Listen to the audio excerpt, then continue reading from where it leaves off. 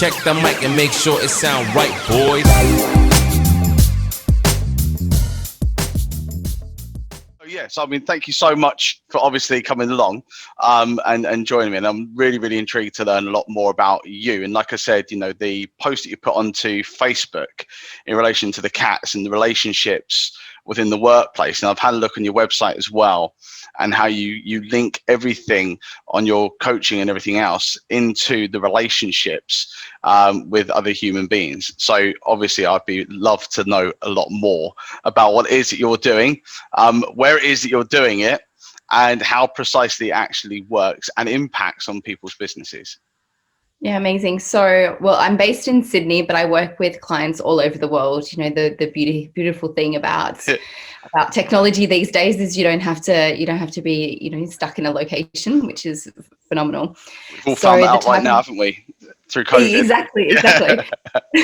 So the type of work I do is I teach and educate people on mindset, because it's a really big key factor in all aspects of life, from intimate relationships to our relationships we have inside of business, to making money, to feeling like you're on purpose and path, and also how to overcome challenges. So I'm really inspired about the topic, and I find it really interesting. It's like a rabbit hole that never seems to end.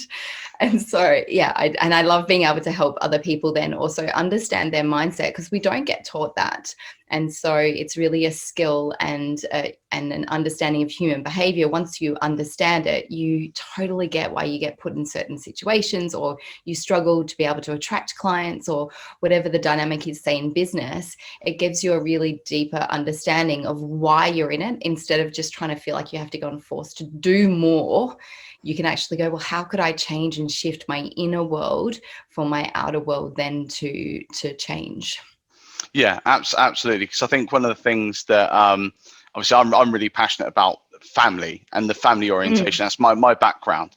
So one of the things that we try and talk about is building that family, that working family, and putting that into place into business, because it's just a kind of building upon those relationships, because everything within your family is all about that close-knit relationship. And to be fair, when you're in work, you're probably spending more time with those people than you are your actual real family, because you're there all the time.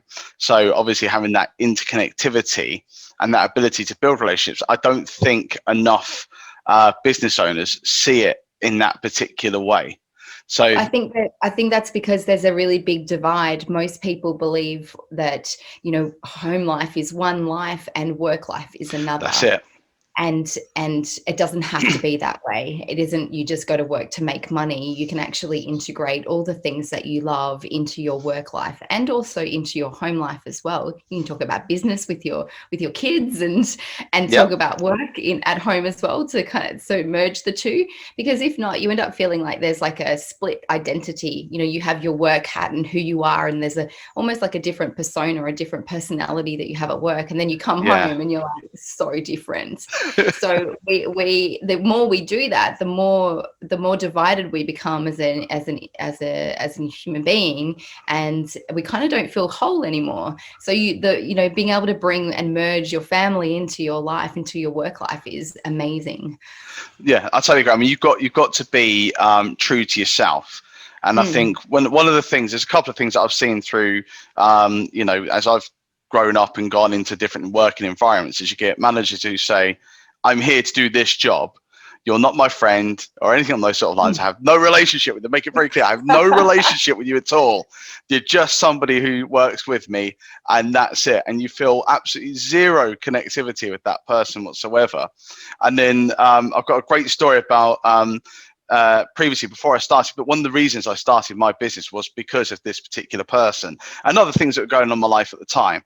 But I was just so unhappy at work, because there was a person who I worked with was managing me, and I called them kind of a manager zombie, because when we had quite a lot of leaving dues, ironically enough, because of the person's character. Shock, right?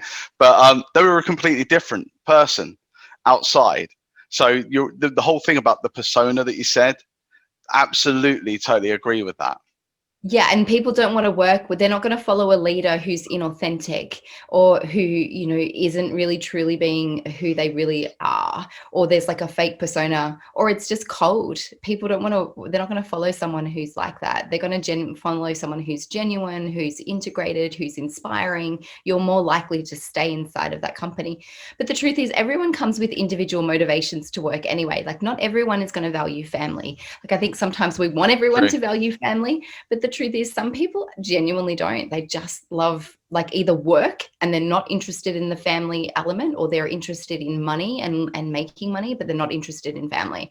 So sometimes we also have to understand that even in a group of people, not everyone is going to be on the same page as us as much as we would like it to be. Yeah, I couldn't agree more. I think obviously that comes to be interested to get your thoughts as well around things around recruitment. So obviously relationships are so key. And one of the things we always come up against with clients is around, I don't know a person. You don't get the whole, process of an interview is so kind of fake. It's not real. People know it's a sales technique on both sides of that fence. You might use more like intuition to go, maybe intuitively that individual, is a little bit higher than the other one. So yes, it is really hard because people are really putting their best foot forward and sometimes not even really telling or hiding some of their past, or lack of experience, or over exaggerating in their resume. So you really truly know. But the best way to ask someone is, if you were given $1 million or like $10 million these days, what would you do? Because if you had all the money, if you had money in the world, or, $1 million isn't that much these days, but, if you had all the money in the world and you still did what you did, then you love what you do and you want to hire someone like that because they're inspired about it. They're not really about doing it for the money. They're doing it for the love of it. And there's a lot of energy and magnetism that gets drawn in when someone's super inspired by what they do. But if they're like, oh no, I'd totally just go and, I'd go and, start my own shop, or I'd do something else, or I'd become a writer, then you're like, oh, maybe you're not really truly aligned to this, and you're just doing it because you have to do it, not because you truly want to do it. So if you can find out how to get to their like higher intention of what they want to create with their life and see if the role fits in with that, then they're much more likely going to not only want to do it, but actually put their whole heart into the role and stick with it for a long time, because it's costly to hire people and to keep on hiring people. So you really want to be able to select someone that that's going to be able to continue with you long term. And knowing their ultimate like vision and mission, what they want to achieve in their life is a great indicator. Absolutely, and I totally agree. And I think in terms of things, I like the way you put around, think about what you would do if you had everything, all the resources there for you, and you weren't just coming to work to pay your bills and to pay your mortgage or whatever the case may be. How would you operate? What would you do? And we talk about like a sense of belonging. So when you think about things like, nationality, religion, sports teams, you don't follow them and go to the games or follow religion just because of monetary value or some kind of intrinsic reward that you get every now and then. You do it because you have a sense of belonging. You belong there, and trying to build that in a working environment sometimes can be quite difficult, especially if, for us, it's our businesses. We're passionate about that because it's our baby, but it's not everybody else's baby. So how would you bring them on board to actually become passionate about that? So one is, so if you're going to try and sell a product, how do you go about doing that? If you're really inspired about the product and you love the product and you tell someone about this product and they go, oh my God, I want it too. And they go, oh my God, I'm on board. How do I get the product? You sell it to me. I'm ready to buy. You have to do the same thing with your company vision. You have to sit down with every new staff that you've just recruited and share your vision with them of what you're wanting to achieve over the next 1 year, 5 year, 10 year, your long-term goals. Yeah. And go, and help sell it to them and get them to buy into it. Because once they're bought into it, they're going to help move and carry you forward and also see their place in that. Because people want to feel like they belong 100%.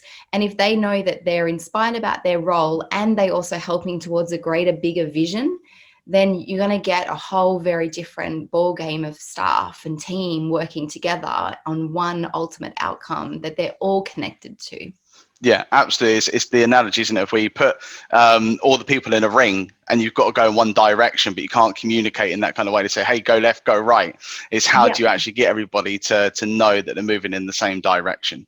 So and then you ask the question, so, you know, how is whatever is important to you? So say, for example, someone might be have family is important to them, or they might have their career and their growth progression as important. Then you would ask, well, how does you working in this role in this company serve you in what's most important to you? And how does achieving our vision for the company serve you? And when they make those two connections by asking and answering it over and over again, not just once or twice, but so many times that there's links made in their mind, they're like really connected. And then their behaviors start acting differently because their perception of the way that they view the company is very different. They're really connected to it. Then they'll start doing more, and even more than what their role is required, because they just they see that it's actually helping them and you, not just you. It's that whole engagement piece, right? That's it's getting the people bought in, as you're saying. They're buying into what the business is doing and moving forward in that. And I mean, it'd be really interesting, because I think one of the things that I always struggle with when talking to business, especially new business we've not worked with before, is getting them to transition and buy into that element itself. Because so few, and I'd be interested to know your thoughts, but so many businesses don't believe in that fact. They just get upset when, you know, Johnny's not doing what he's meant to be doing. No one, I like the way you put that. Obviously, what can you give back into people? What can you're kind of, how can I serve my staff as well as them serve me? And I don't think enough businesses really think about it that way. But not only that, I don't think they're actually bought into thinking in that way. Well, for sure. I mean, it's twofold. Like, some business owners don't have a really clear vision. And because of the lack of clarity that they have within what they want to create, then it's really difficult to then sell it to someone else because they're unclear. And so then if they're unclear, then it's also like, you should be doing more. But then it's like, well, what like, it's kind of like a projection onto them, and they get frustrated. But totally. Our businesses are genuinely a reflection of whatever's going on inside of us. So if we're frustrated because we're not doing enough, we'll then think that staff member's not doing enough. And then they become like a really, you know, like a mirror for us. And so it's really when we start to resolve our own emotions going on, like where we're underproducing, where we're not really truly focused, when we're not, picking up the ball and running with it, then when we kind of shift that dynamic, our staff will also start shifting as well. Like, when you're really connected to your vision and you're clear on your vision, then your staff will also get clarity on that and clarity on their roles, and it kind of filters through.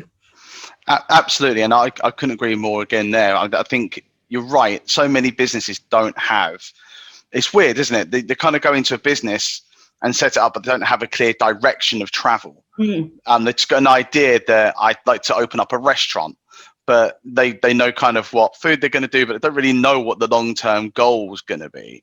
Yeah.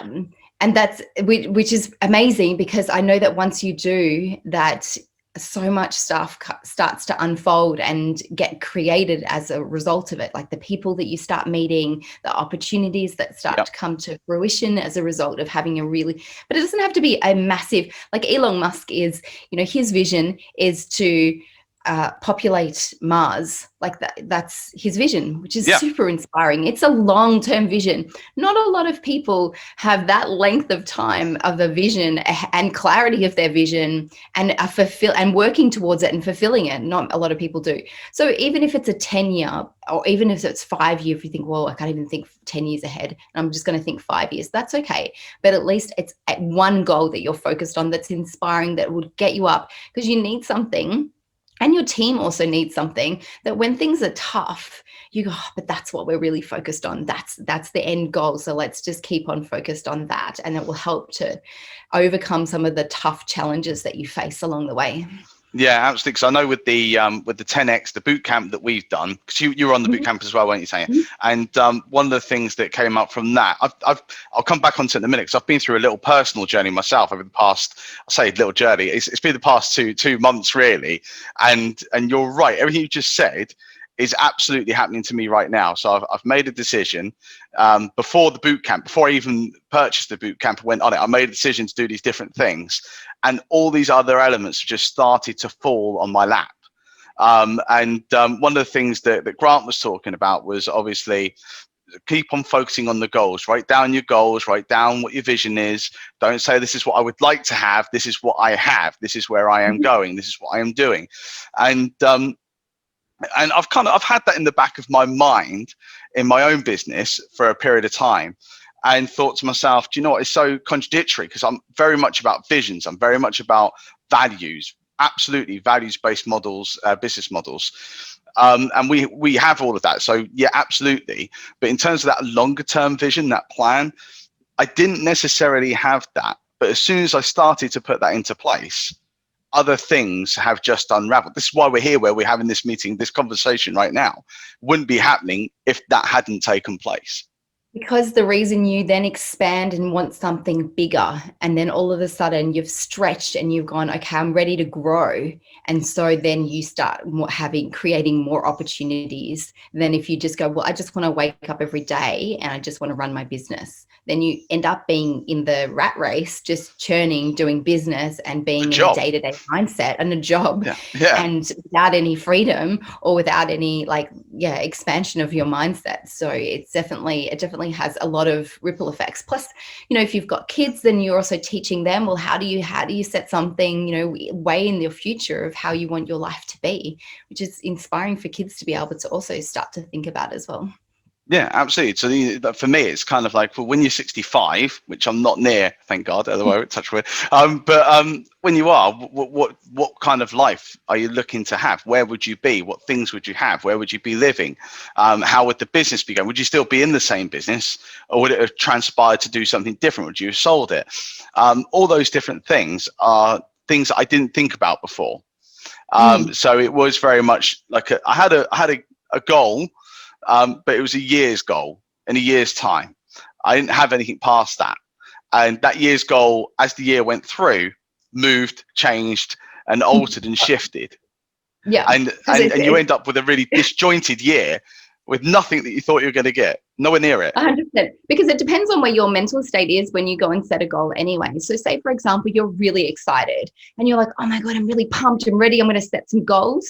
You will set massive goals that are like really big and, almost unachievable. And so you end up getting deflated because you don't end up meeting them.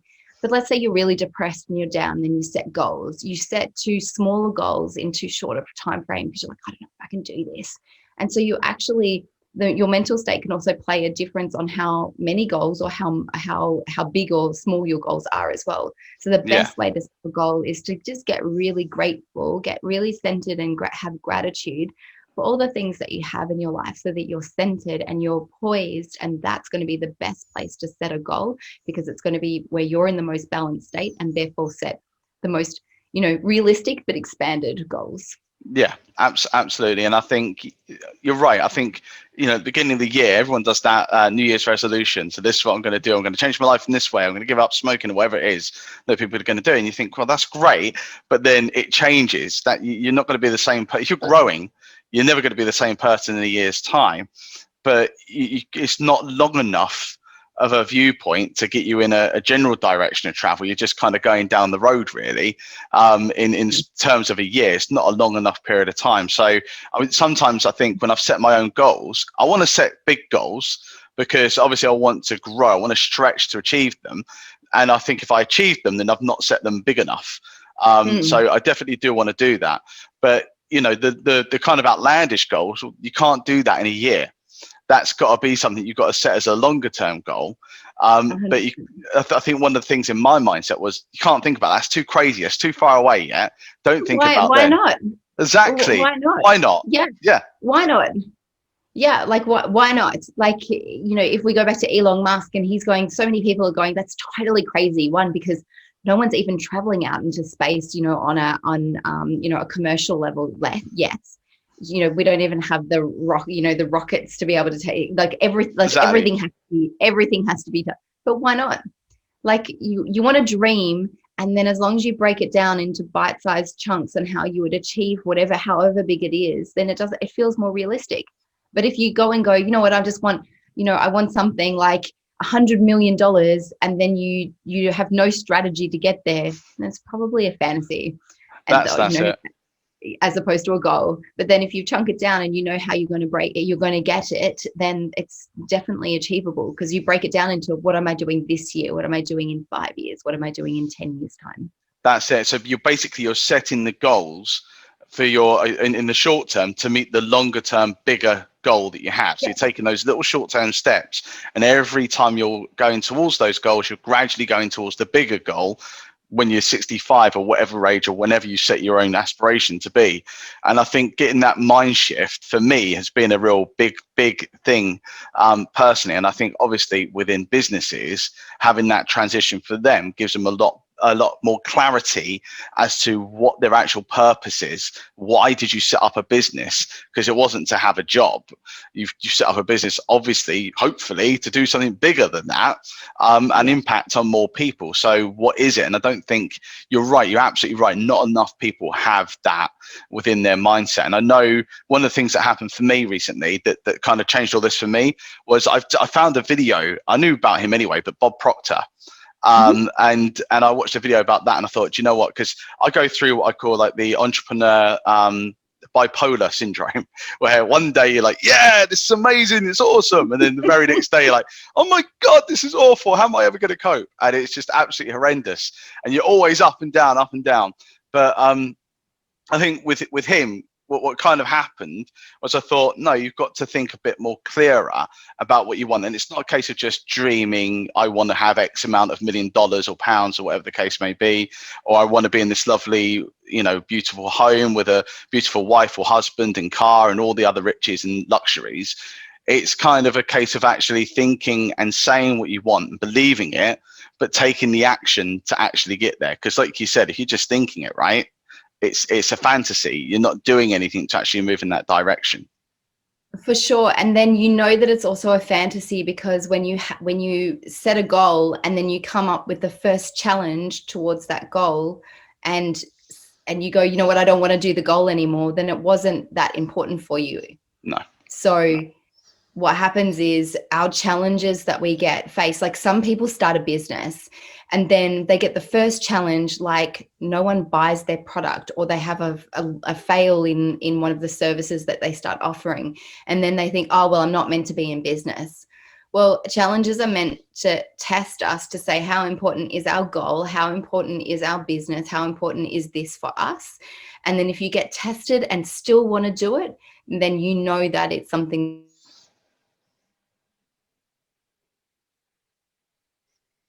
Oh, still there, Tanya?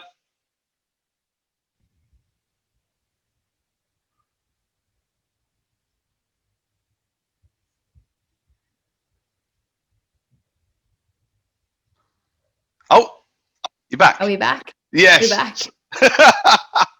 Yeah. So it's suddenly stuck, and then you drifted off. So yeah. Yeah. So we get challenges. So anytime that we set a goal and we have a challenge, and let's say, for example, we set a business, we go, I'm going to have a business. And then we set a goal, within our business. And then we say it's creating a new service. And then no one buys the service. No one wants it. No one's interested. That's our challenge. And we've got our goal in mind. But then we go, you know what, I don't want to do business anymore because it's just not that important to me. We get tested with our challenges to how important our goal is. Now, if it's a fantasy, we are more likely just going to go, I don't want to do the hard work. I don't want to push myself. I don't want to try again. I don't want to pick myself up and try a different avenue or try more people, whatever we need to do. And so our challenges are really vital for us to test how strong we are with our goal and how certain we are with our goal. And we want the challenges, because if not, we'll just end up giving up really easily. I mean, the challenges also help. And then you give up on a goal and you go, oh, well, it wasn't important to me anymore. Then just go set another goal that is actually important, that you are willing to embrace the pain and pleasure and the challenge and the support in the pursuit of it. If you're only wanting the support towards the challenge and you don't want any, you don't towards the goal and don't want any challenge, then it's not really going to work, more than likely. Yeah, absolutely. I think, for me, it's kind of like, you're right. You have those lulls. Nothing's going to be easy. If you want it bad enough, and it's that bigger goal, it's definitely not going to be an easy thing to achieve. So you're going to have lots of challenges. So how do you, when you do have those lows and you do absolutely want it, and you do absolutely want to get to that kind of end goal or vision that you've kind of got for yourself, when you're going through those lulls, like we said with the bipolar kind of process, how do you, what's the kind of mindset to try and shift from that? So when you realize, okay, it's a negative mindset I'm in right now, how do I move to a positive one? Yeah, so I'm not big for positive mindset or negative. I'm more like middle path in terms of mindset, because whatever goes up is due to come down. So so you'd know that if you have an amazing month in business and you make the most you've ever made, you expect to have the worst month you've had, the next month, because whatever goes up, you're going to have the inverse on the way down. Genuinely. So what we want to do is, there's two things. One is, if we're really connected to our deeper purpose and mission in life, then we're going to be able to, which is what we talked about before, you're able to embrace some of the challenges that come along the way, because you're like, oh no, I see the meaning in this. And the other is, in psychology, we talk about post-traumatic stress. Everyone normally knows about that. Yeah. There's also post-traumatic growth. And so that means that any challenge that we go through, if we ask the right questions, we'll actually be able to extract out the growth from that experience. So how we do that is, whatever you perceive to be challenging, you want to ask, how is it serving me? What am I learning from it? How am I growing from it? So if you're having, like, for example, COVID was really stressful for a lot of people. Yeah. So it's like, well, what was the blessing and what was the benefit out of that experience? So some people had a pivot in their career. Some people started a business. Some people ended a career that they didn't want to be doing anymore anyway. Some people had more time with family than they've ever had before. Some had took a break because they'd never taken a break in their entire career at 50, and finally taking a break for the first time, because they got forced upon them. So you want to extract the benefits and the meaning out of it, not to make it positive, but just to take what was perceived as negative to neutral. And that's where when we're neutral, we don't sway on our pendulum back and forth, high and low, because I guarantee you, the more high you get, the more you're in for the lows along the way as well. Yeah, it's kind of like a sugar rush, isn't it? Yeah, it is. and it's tiring as well. So, but the mind can make you or break you. So it's never what happens to you, but it's how you perceive your experience that makes how you feel. So if you're feeling down, you go, okay, well, what do I love about my job, and what do I love about my career and my business and my clients? And that will pick you up. When you're up, you also want to bring yourself down. Most people don't go, oh my God, what did she just say? I have to bring myself down. It's not down so that you're depressed, but it's down to balance you more. Reality. So that you don't have the tumble that takes you to the lower than middle. Yeah. Absolutely. So one of the things I do is, obviously I write down my goals every day, and I write down so the longer term goals that we spoke about earlier on, but also goals of what I have to achieve that day to actually do what I've got to do that day. But I also do like a gratefulness list. So only about 2 or 3 bullet points, nothing majorly big, of just things that I'm grateful for, regardless of whatever's happening, whatever mood set I'm in. I do that. I'm just interested to hear, because what I don't do is, if I'm down, I don't go back and look at them. I leave them there until later on in the day. I would maybe consider flipping that to start with. I would maybe start with your gratitudes and then write your goals. Yeah. So then that gets you into your hearts and really grateful, right? And you can be grateful for a hug from your kids. It can be something, big but small, or it can be a big deal. So it doesn't have to be massive every time, but that can maybe bring you into your goals. And then when you are feeling down, you want to be writing all the things. Like I've been working with clients for, this will be my 11th year, and I've kept I've kept every client message that I've received or email that I've received or note on Facebook or message on Facebook that they've said thank you. And so I have a document that just has all the gratitudes I've had from my clients. And so whenever I feel down, whenever I'm like struggling, I just go back to that and I read them, and it brings tears to my eyes. And I just feel like, oh, that's why I do what I do. So you find something that just helps you reconnect with your greater message and meaning in life. Yeah. And that will instantly help to pick you up again. Yeah, and I totally agree.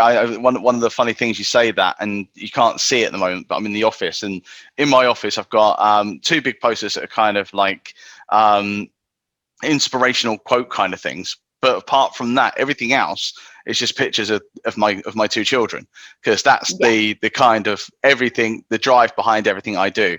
And that's, again, it's a subconscious thing. I've not done that deliberately to do that, like knowing what you've just said. I've not gone, I know that I need to surround myself with that. I've kind of done it subconsciously, and what you just said really resonates, because again, it's all on a subconscious level. You've kind of done it more consciously because you know. But for me, I it's just kind of, when you are having those low moments, you're right. I surround myself with that because that makes me smile when I see my kids. So it doesn't matter how low it is or how bad a day you've had, you can always turn to that. And it's hard to turn to those things, like you just said there, and not smile and not be grateful and not be happy. Sure. And then with all the staff that work for you, you want to know what that one thing is. Like, what's that one thing that would help light up their life? And whether it be food for some people, or it be family, or it be training, or it be hiking, like everyone has a thing that would help them, get reconnected and repurposed again. And knowing that about each of your staff and also about yourself is transformational inside of a company. Absolutely. I think obviously for business owners, they've got to do that themselves first. 100%. Yeah, you can. And then, absolutely. And then once they've understood that, they can then start to identify and start working through that with their staff. I think one of the other things we always touch on is they never look at the hidden talents, the hidden superpowers that their staff tend to have. So when I think of, we've done a lot of work within the hospitality trade, and people are always quite disposable because it's a cheaper labor, and people just tend to turn over. They come in because they're doing university, it's a stopgap kind of job, and then off they go. And I hate that kind of thought process, that it is just like a factory churn where someone comes in, they do a bit of work, you churn them out and off they go, and you get the next person in, and you're never adding any value to that person as they're going through your business. They'll come in and leave, and they'll leave exactly the same as when they entered in, or worse, is the worst case scenario. And I don't think they ever look at, how can I tap in, like you said at the beginning, how do I serve, how do I tap into what other skill sets they have to actually add to my business. And so for example, you could have people that are at university and they're studying like an accountancy course or marketing, and okay, that's nothing to do with being a waiter, but how could I actually help that person to expand their kind of experience of using those skill sets in a live business, but also I can get that hidden talent that's going to benefit my business too. So you're kind of helping to tap into the other thing about what is their purpose, what are they looking to do, and how can you tap into that and help to bring them more into the fold of your business. And obviously they'll serve you a lot better if you're serving them a lot better. Would you agree with that? For sure. I mean, because most business owners go, well, some, not actually most, some go, well, you know what, I'm paying you, so I expect something back. I hate that. Yeah. There's a lot more, but it sounds like that there almost needs to be a cultural shift and in the conversation that happens around workers and employees around in that industry or in that that sector, and going, well, it needs to change. It's almost like, it's more like, how do you go changing the conversation first? And so that, because if you also kind of feel like, well, they are a little bit disposable and that, they do kind of come and go, well, then, how do you first of all shift your mindset and go, you know what, I'm grateful if they just come for 6 months. I'm grateful for that. I'm grateful if they come for just the Christmas New Year period. I'm grateful for that.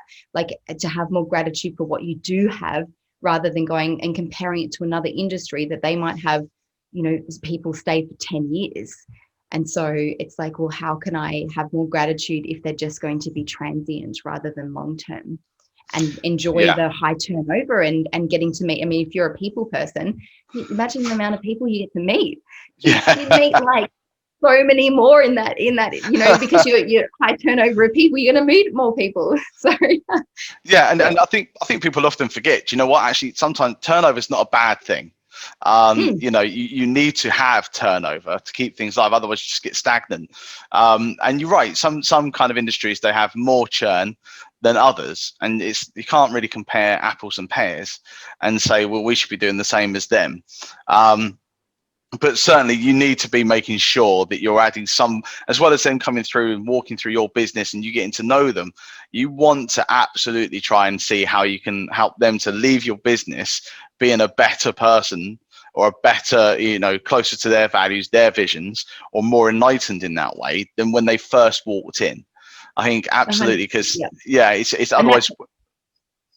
It comes to the owner, like how much are they willing to help their staff. Some of my clients go, you know what, if this position is not for you, let me help you find a position that will be perfect for you. If it's in our company, great. If it's not, great. I'll introduce you to someone who will help you, and connect you with another company that's more aligned with you.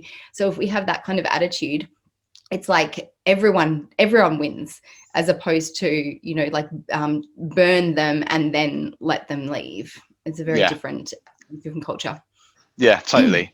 So for you, how have you found the whole COVID episode? You're in Australia, and what part of Australia are you in? Sydney. So I've got a friend who lives in Sydney, and I've got family that live in Melbourne. And I know Melbourne went through a lockdown process not too long ago, but I don't know kind of where you are at the moment. I'm in Melbourne. I'm in Sydney, but my family is in Melbourne. So they are still somewhat going through a lockdown. I mean, COVID, I've had 10 years of, and also been through some pretty challenging experiences. So, and also work in mindset. So, teach myself to be adaptable and pivot when things happen and changes happen. So I immediately saw it as like an opportunity to start serving more people in the way of being online. So I wasn't online at that particular time, and it just instantly forced me to and I also wanted to go online. And it's been an amazing experience to be able to do. I do online group coaching now. So people come and learn about mindset. We do a morning, or in your time zone, it'd be an evening session and a morning session. And so it just gives people like a little bite-sized chunks in terms of understanding what their questions to ask to shift their mindset and their emotions that they're going through. Super inspiring. And so COVID really just catapulted that opportunity for me. So I've loved it. Plus I have a young daughter. She's 18 months. And so it's been really nice to spend some more time with her and to be at home. And because before that I was traveling a lot. So to go from traveling to just being at home has been a really beautiful experience. And of course, at that young age, you would miss so much if that wouldn't have happened. You would have just missed so much.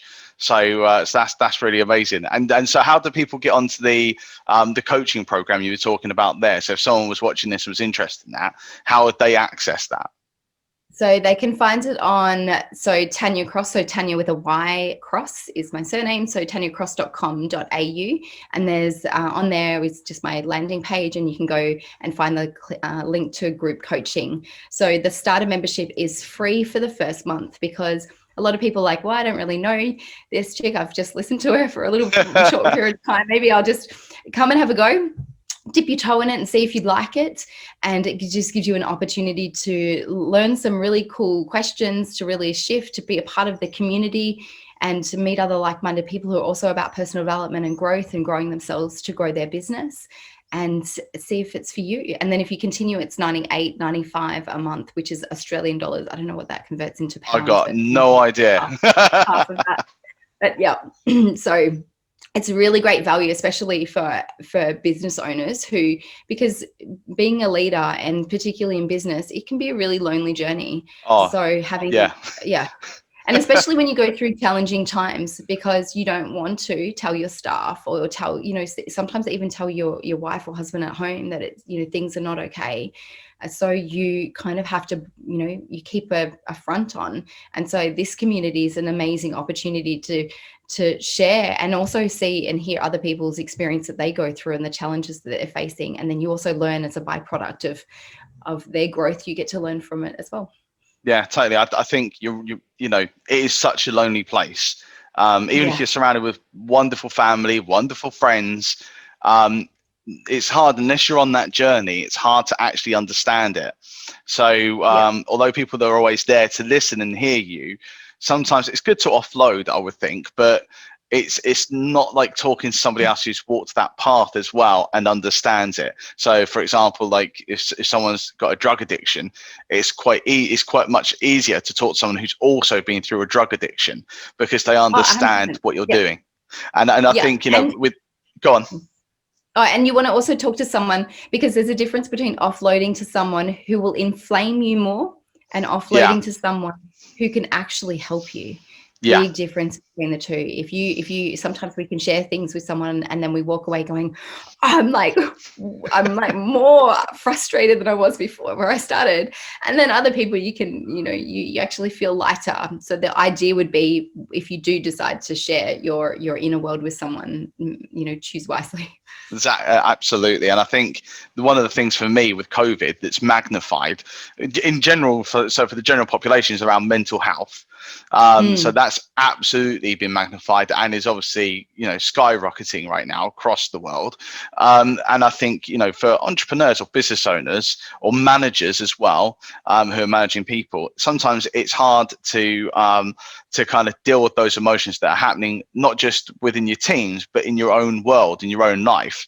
And you could have all of those things come into you all at the same time in really difficult, challenging times. And I think what you were talking about there with your program would be really helpful to be able to keep people on the right path mentally, in terms of keeping that positivity to a level, like you said, that kind of that plateaued level, that's keeping you on the right track, so you're not going too low, but you're also not going too high on your sugar rush.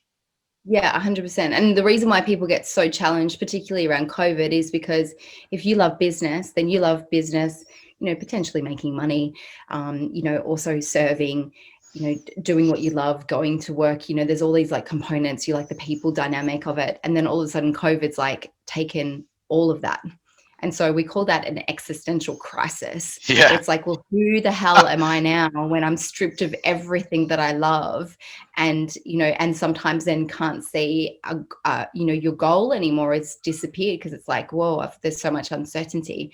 So definitely like setting yourself up to be able to handle these challenges. I know that once people have gone through this and they've built up more resilience, they're like, oh, get me ready for a next challenge. I'm ready. Like they're actually wanting another challenge and, and can handle the next challenge. That's what we want to do is create your mindset around that you are just so strong that you're ready for a challenge and will be adaptable to that challenge when it happens.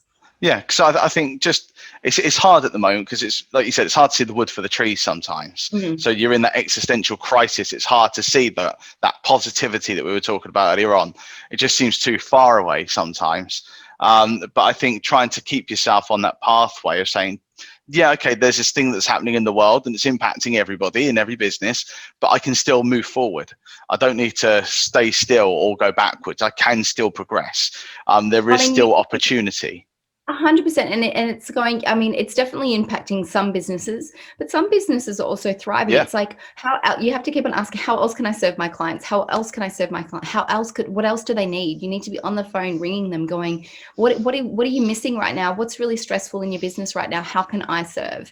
And so the difference, what I've noticed with some companies or businesses, that instead of them being, business coming in the door, they're all of a sudden for the very first time actually have to actively going to their customers or their clients and actually chasing business, which is really foreign to them.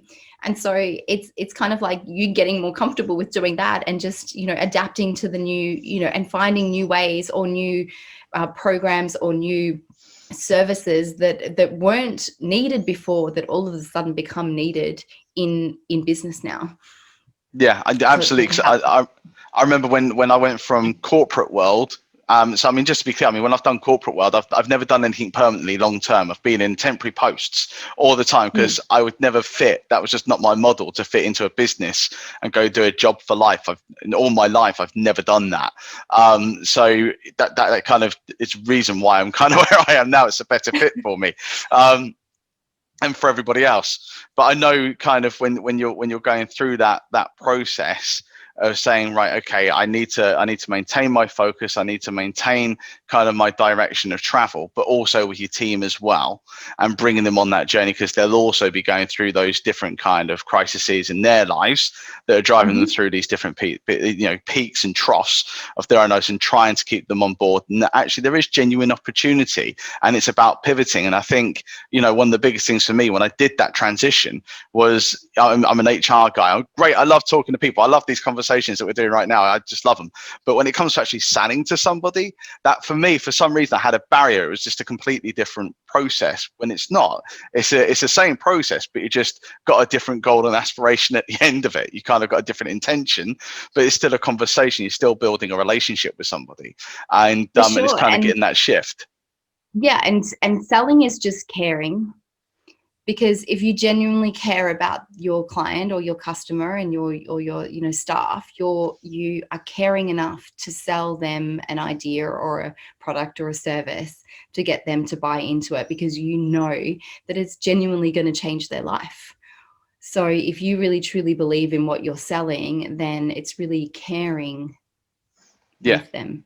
Yeah, absolutely. Because I mean, we always say, so for example, I'd ask, what are the top 3 problems you're having in your business right now? Now, if there's something I can help with, it would be wrong for me not to try and help you. Once you've told me what your problem is, it would be wrong for me to go, oh, right, so you're in despair and you're flailing around in the sea, but I'm going to walk away. when you put it in that, exactly, yeah. I mean, when you put it that way, it just sounds absolutely crazy. Why would you do that? But for me, when I luckily enough, I had that transition before the crisis of COVID. So I've kind of built up and grown myself to be able to come to terms with that and think of it in that way. It's just be ridiculous. You wouldn't do that. Obviously, you wouldn't do that. So you can't do that in this particular scenario when you know there's a problem you can definitely help with. And I think, like you said, pivoting to being more online means actually you can now extend your services. You may not be able to be there in person, but it doesn't mean you can't give the same level of service, same quality, but you can actually now spread that and offer it to more people than you would have been able to do before COVID, because you would have not gone down this road right now necessarily. Wouldn't you agree? Yeah, 100%. Yeah. Definitely. And it's how well, how adaptable are we to our changing environment? Because it's changing all the time. And so if we and business is changing and evolving all the time. So we just have to be adaptable to whatever's going on. And so, because if not, it's really easy to blame, the government, or blame, COVID, or whatever the dynamic is. It's really easy to do that, but it's much harder to take accountability and go, I've got to show up every single day and work, harder than I have before. But if you love what you do, it shouldn't be too hard. It shouldn't be too it shouldn't be too much of a slog. It may be difficult at times, but it shouldn't be like, most people would quit if it, or, just gave them a reason to exit out of their business because they didn't want to be doing it anyway. So if you love what you do, exactly. I mean, everyone's got their excuses, right? But at the end of the day, everyone's got their aspirations too, or should do. So, if you're dreaming, you love like what you're doing, which is what you're saying there, then it's not about the money anyway. It's about the fact that even if there was not financial recompense, that, money didn't exist in this world, you'd still be doing the same thing, because you're still passionate. We do want to get paid to do. Yes, yes, definitely do. I mean, at the end of the day, that's business. It's about making profit, but also making profit for what you love, and providing something that's genuinely help another person or another business, and provide that value to them. You're helping them to grow and expand. So, for example, like with your services, right now are going to be really, really essential for a lot of business owners. A, so they don't feel alone, but B, also to help them to get the mindset right, to be able to go to that next level, to be able to grow their business and grow themselves as well, and see how they can kind of get on that right trajectory. So 100% agree. it's going to be absolutely important, especially more so now with COVID than ever before, pretty much. So you getting online and getting that message out to a wider field is probably absolutely the right thing right now for a lot of people. Thank you, and I'm definitely grateful to serve. Fantastic. Thank you very much, Tanya, for your time today. It's been absolutely amazing learning about your business, and there's just so much that you said. I absolutely agree, and I've learned a lot as well. I've learned a lot myself. That there's a lot of things that I'm doing. I'm happy. There's a lot of things that I'm doing. I didn't know the reason behind doing them, but subconsciously I think are actually serving me quite well. And I now want to do more of that. So now Perfect. I do know about it. I definitely want to do more of that. So I'm already thinking about how I need to get more. So my pictures are all around me. You can't see them at the moment, but I want to get more so they're actually visually in front of me as well, because I want to be able to see that's my purpose. That's what I'm doing everything for. And that's why you wake up in the morning, you do what you love, but also for people that you love too. So yeah, that's definitely something I'm taking away. Thank you so much, Tanya.